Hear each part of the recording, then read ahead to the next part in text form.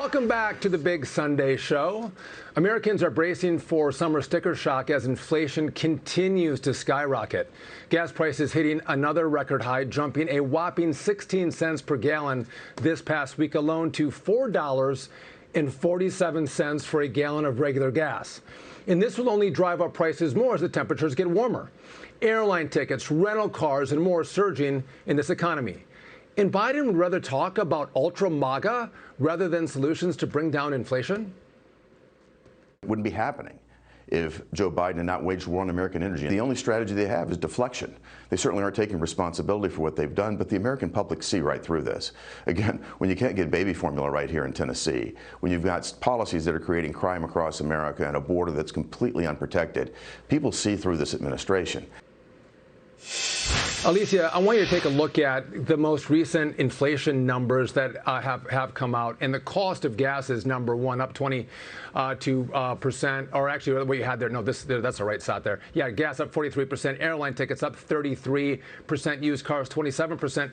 And as Americans go into the driving season, they're going to take their kids on vacation. They want to go, whether it's to a lake in northern Wisconsin, they want to go to the parks across the country or a campsite with their families. And you look at the costs the families are going to pay. I don't know how Democrats are going to navigate the midterm elections when a family can't even go on vacation this summer. Yeah, no, you're exactly right, because this was going to be the first summer where things were, quote unquote, back to normal. And a lot of families are probably wondering right now what exactly happened to normal, because they're not going to be dealing with those same COVID restrictions that they've been dealing with over the past 2 summers. However, now there are restrictions that come in the form of a lack of affordability. This is something that every candidate will be talking about leading into November, because families are going to be looking around saying, how do I feel? How do I feel when I go to the grocery store? How do I feel when I go to the gas station? And poor Leo, in California, it's like $5.92 a gallon there. It's just unbelievable. Yeah, exactly. It's horrible. I know. I felt for you when I saw that, Leo. I did. It's terrible. I felt so bad. But it is. I feel bad for everyone. This is really hard. And, we're going to see the talking points definitely change. This is going to become much more directed, much more pointed. In the primaries as well, the messaging will be consistent, and it will change a bit, because we have a lot of topics that people are upset about these days. This is number one, so we have to keep that in mind. It is. And Leo, maybe we have to open up like a GoFundMe page for you to pay for gas in California. I'm not quite sure. I think you can probably afford it, though.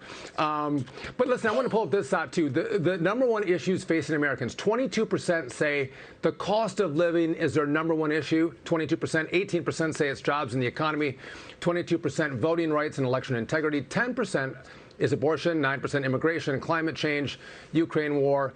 So what I find interesting, Leo, when I was in Congress, I heard the AOCs of the squad and others talk about how they wanted to increase the price of energy, which we know ricochets through the economy and drives up all prices, but they want to increase the cost of energy so they could make Americans, force them to transition into their green new energy, transition into new and different kinds of cars that are electric.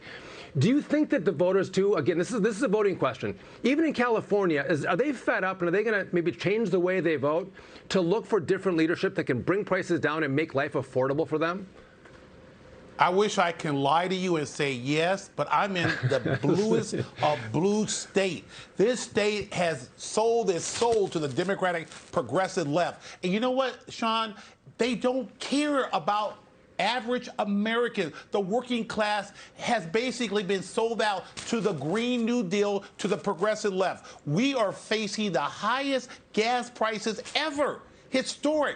And the Democratic leadership in California does not care. They're going to ram down this climate program, this climate change down the throats of Americans. So this is the problem that we have. This is why we're hoping for relief in November. We're hoping, and I think it's very clear, save this tape, Nancy Pelosi will be retired as Speaker in November. And the key here is with hopefully a Republican Congress, we can neutralize this crazy explosion of spending and hopefully get some relief for average Americans. Yeah, when she loses the speakership too, Leo, she's going to resign from Congress. But speaking of Nancy Pelosi, she called out Rep. Lee Stefanik over her criticism about sending baby formula to the border. Take a listen, and Larry, I want you to respond. As usual, her statement is totally irresponsible. Babies are crying. We need to get them food. The president is quite correct. We must do something as quickly as possible, but as safely as possible, and use caution for these babies. But we have to move quickly to do that. And part of this is, again, the supply chain issue. Lara, what do you say? Oh, as usual, Nancy Pelosi is totally full of hot air. I mean, that's pretty much all we get from her. Look, we talked about this yesterday. The fact is that we have a crisis on our southern border. Of course, we want to take care of babies, Nancy Pelosi. No one is suggesting otherwise. But the fact that we have Americans that cannot find formula for their babies, and apparently there is a surplus on our southern border, is an issue for a lot of Americans. I think about the possibility that what if there's a Border Patrol agent whose family is struggling to find baby formula, yet he or she has to pass it out to illegal immigrants. That must be a really tough pill to swallow. That must be really hard if you're facing a situation like this. But if I could just go back quickly to the fact that people are not going to be able to have family vacations, send their kids to camp, as you guys were just discussing, you think back to President Trump and the Tax Cuts and Jobs Act, which afforded Americans their first real summer vacations in years when he was president, because most people were saving thousands of dollars per family in their tax returns thanks to President Donald Trump. It is such a difference between where we were then and where we are now. The fact that Alicia said things are getting back to normal and people still cannot go on these family vacations now because they can't afford it. It's so sad to hear. And I guess all we can say is thank you, Joe Biden. Hey, Sean Hannity here. Hey, click here to subscribe to Fox News YouTube page and catch our hottest interviews and most compelling analysis. You will not get it anywhere else.